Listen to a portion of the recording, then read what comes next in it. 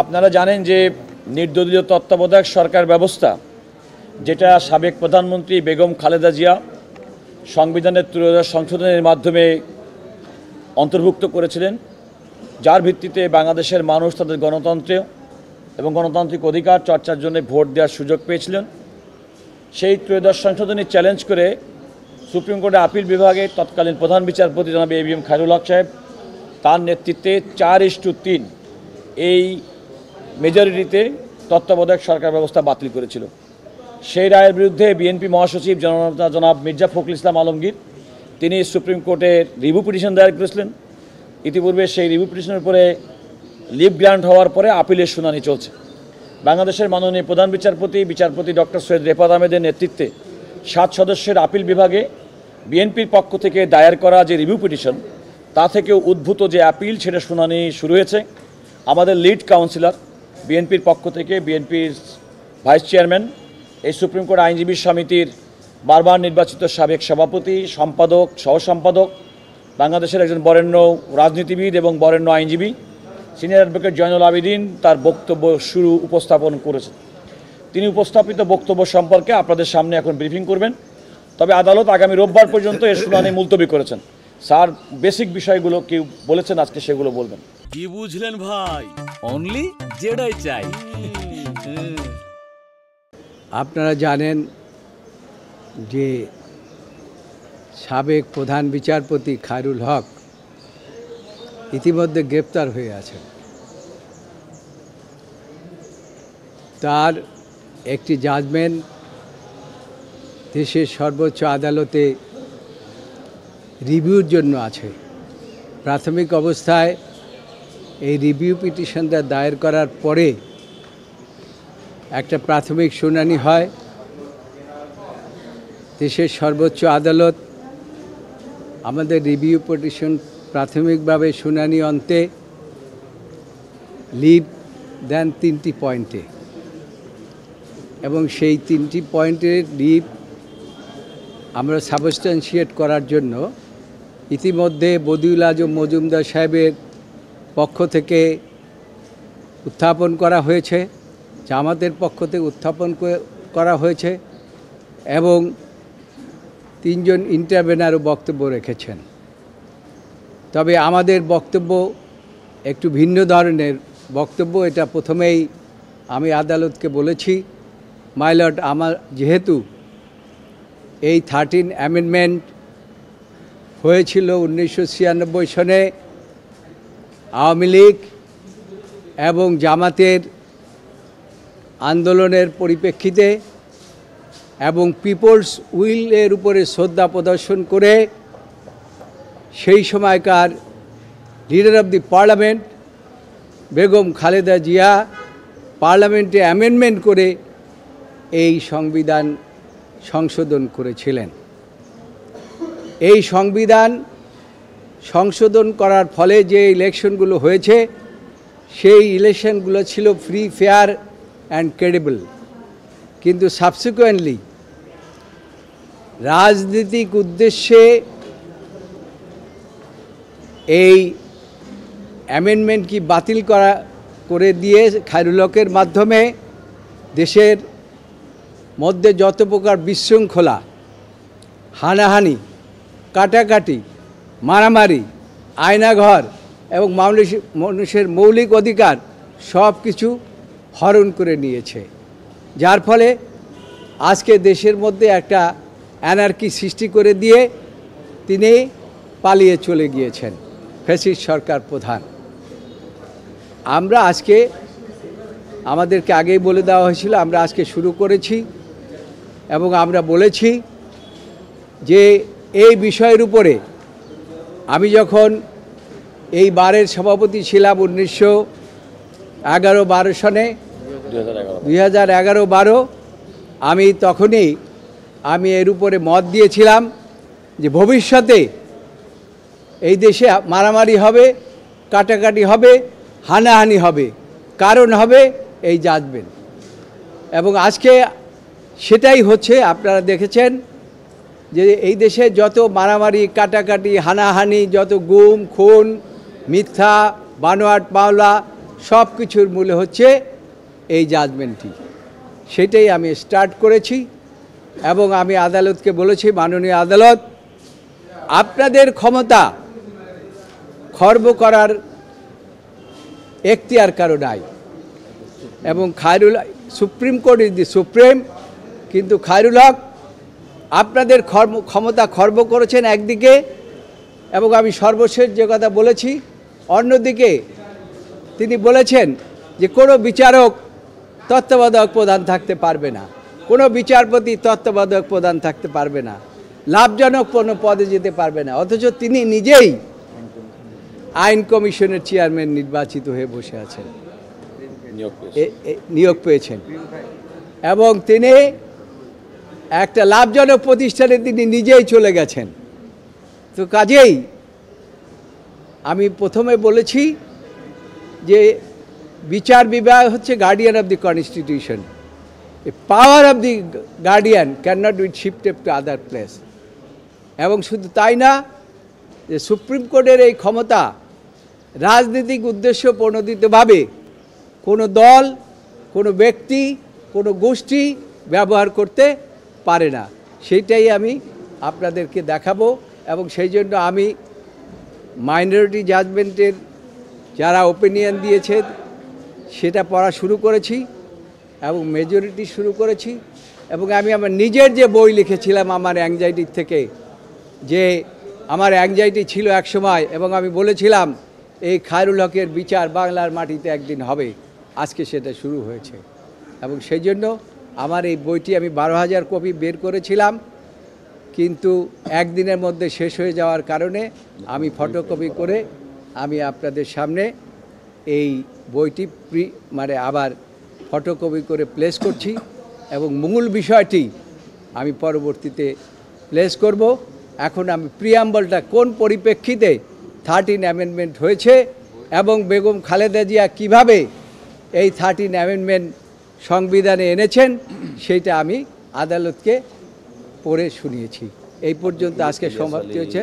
এবং আমি ইলিয়াস আলী বলেছি যে আমি তখনই বলেছিলাম যে গুম খুন শুরু হবে, এবং তারই কিছুদিনের মধ্যে ইলিয়াস আলী গুম হয়ে গিয়েছিল, চৌধুরী আলম গুম হয়ে গিয়েছিল, কিন্তু এই বিচার বিভাগের দায়িত্ব ছিল সেদিন যে ইলিয়াস আলী কোথায় গিয়েছে খুঁজে বের করা, কিন্তু তা করা হয় নাই, এবং বিচার বিভাগ তার দায়িত্ব পালন করতে পারে নাই অথবা করেন নাই। এবং এই যে আমরা এটাও বলেছি যে আইনজীবীরাও তাদের দায়িত্ব তারা পালন করতে পারে না এই ফ্যাসিস্ট সরকারের কারণে এবং এই 13 অ্যামেন্ডমেন্ট বাতিল হওয়ার কারণে। আগামী দিনে আরও আর্গুমেন্ট হবে।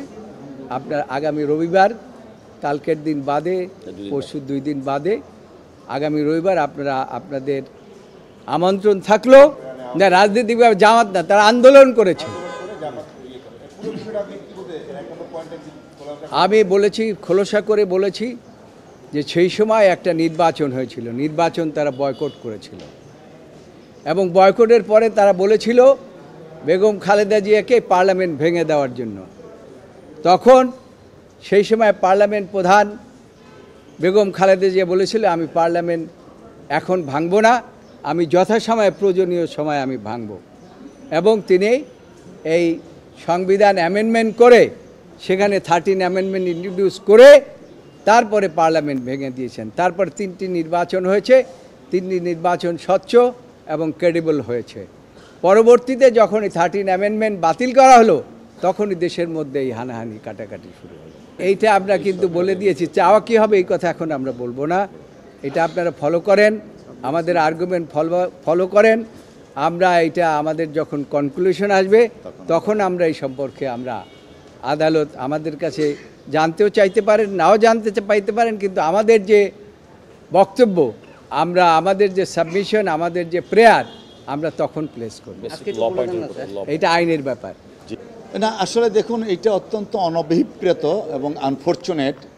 এই জুলাই অভ্যুত্থানের পরে আমরা যে জুডিশিয়ারি দেখছি, সেই জুডিশিয়ারি ফাংশনিং, আপনারা যদি ফ্যাসিস্ট হাসিনার পলায়নের পর গোটা বাংলাদেশকে যদি দেখেন, একটা দেশের 3টা অঙ্গ থাকে, জুডিশিয়ারি, এক্সিকিউটিভ অ্যান্ড লেজিসলেচার, অর্থাৎ পার্লামেন্ট নেই।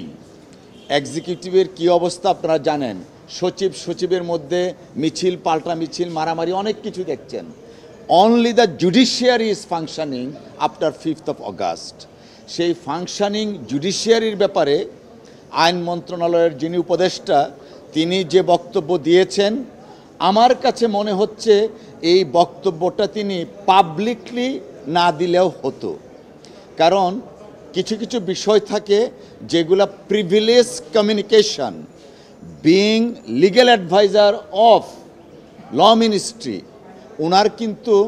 ওনার যে ডিসমে অথবা যদি ফ্রাস্ট্রেশনটা থাকে, সেটা কিন্তু যথাযথ প্রক্রিয়ায় মাননীয় প্রধান বিচারপতি মহোদয়ের কাছে তিনি পৌঁছাতে পারতেন। তিনি সেটা না করে পাবলিক করেছেন। আমার কাছে মনে হচ্ছে এই সমস্ত স্টেপ নেয়ার দুরভিসন্ধিমূলক কিছু ঘটনা আছে। যে জুডিশিয়ারি ফাংশনিং, যে জুডিশিয়ারি ন্যায় বিচার করছে, সেই জুডিশিয়ারিকে নিয়ে এই তির্যক মন্তব্য করাটা সমীচীন হয়নি। এবং আমরা আইনজীবী হিসাবে মনে করি পরবর্তীতে জনাব আসিফ নজরুল সাহেব বা অন্য কোনো উপদেষ্টা জুডিশিয়ারি নিয়ে পাবলিকলি কথা বলার আগে প্রিভিলেজ কমিউনিকেশন হিসাবে মাননীয় প্রধান বিচারপতি মহোদয়ের সাথে কথা বলে তারপরে যদি প্রয়োজন পড়ে পাবলিকলি সেটা করতে পারেন। দেখুন, আমাদের এই জুডিশিয়ারি মাননীয় প্রধান বিচারপতির নেতৃত্বে গত 15 বছর একটা ইন্ডিপেন্ডেন্ট সচিবালয় করার জন্য চেষ্টা চালাচ্ছেন। আমরা আইনজীবী সমাজ, ইভেন আমাদের পার্টির পক্ষ থেকেও আমরা বলেছিলাম 31 দফা রাষ্ট্র মেরামতের একটা দফা ছিল মাজদার হোসেন মামলার আলোকে জুডিশিয়ারি ইন্ডিপেন্ডেন্ট হবে। তো আসিফ নজরুল সাহেবের এই কথা আমরা কেন জানি শঙ্কিত, আসলে এক্সিকিউটিভ জুডিশিয়ারিটাকে ইন্ডিপেন্ডেন্ট করতে চায় কিনা। জনাব আসিফ নজরুল সাহেবের বক্তব্য প্রতিধ্বনিত হচ্ছে ফেসিস্ট রেজিম ইতিপূর্বে এই ধরনের বক্তব্য মহামান্য হাইকোর্ট সম্পর্কে বলেছিলেন, যা অত্যন্ত দুঃখজনক। তিনি আইন উপদেষ্টা হিসাবে ওনার খুবই চমৎকার একটা প্রিভিলেজ পজিশন, এই প্রিভিলেজ পজিশন থেকে পাবলিকলি বিচার বিভাগ নিয়ে এই ধরনের মন্তব্য অগ্রহণযোগ্য, অনভিপ্রেত। এবং তিনি ভবিষ্যতে আরেকটু সতর্ক হয়ে কথা বলবেন, আইনজীবীরা সেটা অনুরোধ করছে এবং বিশ্বাস করছে। আর যখন এক্সিকিউটিভ থেকে, he is part of the executive থেকে যখন বিচার বিভাগের ব্যাপারে এই পাবলিকলি কথা বলে, তখনই তো বোঝা যাচ্ছে যে বিচার বিভাগ এক্সিকিউটিভ বিচার বিভাগকে নিয়ন্ত্রণ করতে চায়। এইটার জন্য তো আমরা এই ফেসিস্ট হাসিনাকে বিদায় করি নাই। আমরা চাই এক্সিকিউটিভ তার ফাংশন করবে, জুডিশিয়ারি তার ফাংশন করবে। আমি আবারও রিপিট করি, একমাত্র জুডিশিয়ারি ফাংশনিং বাংলাদেশে এবং মাননীয় চিফ জাস্টিসের নেতৃত্বে সারা বাংলাদেশের প্রত্যেকটা জুডিশিয়ারি ফাংশন করছে। এই ফাংশনিং জুডিশিয়ারিকে এইরকমভাবে কথা বলে নন ফাংশনিং ওনারা করতে চাচ্ছেন কিনা তারা এটা বেটার জানেন। এইটা তো আমি দ্বিতীয় কোশ্চেনটা দিয়ে প্রথমে আনসার যাব। ওনারা এই কারণেই বলছেন, কারণ জুলাই সনদে যতগুলো দফা ছিল সেই দফা পরিবর্তনের মাধ্যমে সেই দফা পরিবর্তন করা হয়েছে। যে কারণে যে পরিবর্তনটা করা হয়েছে সেইটা মোস্ট লাইকলি জামাতের পরামর্শে করা হয়েছে। আমরা আমাদের জুলাই সনদ আলোচনায় যিনি নেতৃত্ব দিয়েছেন জনাব সালাউদ্দিন সাহেব গতকালকে স্পষ্টভাবে বলেছেন, জুলাই সনদের যে প্রস্তাবিত খসড়া ছিল সেই খসড়ার মধ্যে এখন যা প্রডিউস করা হচ্ছে অনেক কিছু নাই। যেহেতু নতুন কিছু সংযোজন করা হয়েছে সেই ব্যাপারে বিএনপির দ্বিমত আছে। জামাতের যিনি আইনজীবী এই কথাটা বলেছেন, উনি সত্যটাকে গোপন করার চেষ্টা করছেন। আমরা একমাত্র বিএনপি সবসময় চেয়েছি সবাইকে সাথে নিয়ে জুলাই সনদটা বাস্তবায়িত হোক, কিন্তু আপনি দেখাবেন হইল একটা আবার কাজ করবেন আরেকটা, সেটা তো হতে পারে না। সেটা এই দেশের মানুষ মেনে নেবে না, মেনে নেওয়ার জন্য বিএনপি প্রস্তুত নয়। আরেকটা প্রশ্ন যেটা ছিল 270 দিন, দেখুন আসলে যারা লয়ার, আইনজীবী বা পার্লামেন্টারি এক্সপিরিয়েন্স আছে, কেউ শুধুমাত্র বাংলাদেশ নয়, বিশ্বের ইতিহাসে কোনো কিছুই সংবিধানের কোনো অন্তর্ভুক্ত করা, সংযোজন বিয়োজন করা, নতুন আইন পাশ করা, সেটা পার্লামেন্টের 2/3 আই রিপিট 2/3 মেজরিটি না হওয়া পর্যন্ত সেটা করতে পারেন না। যারা বলছেন 270 দিনের মধ্যে অটোমেটিকলি এটা সংবিধানের অংশ হবে, আমার মনে হয় তারা সাংবিধানিক প্রথা এবং পার্লামেন্টারি প্রসিডিউর ব্যাপারে আরেকটু ওয়াকিবহাল হয়ে এই ধরনের কথা বলা উচিত। এই কথাগুলা বাংলাদেশের মানুষের কাছে মনে হচ্ছে উদ্ভট বাক্যচয়ন। ধন্যবাদ।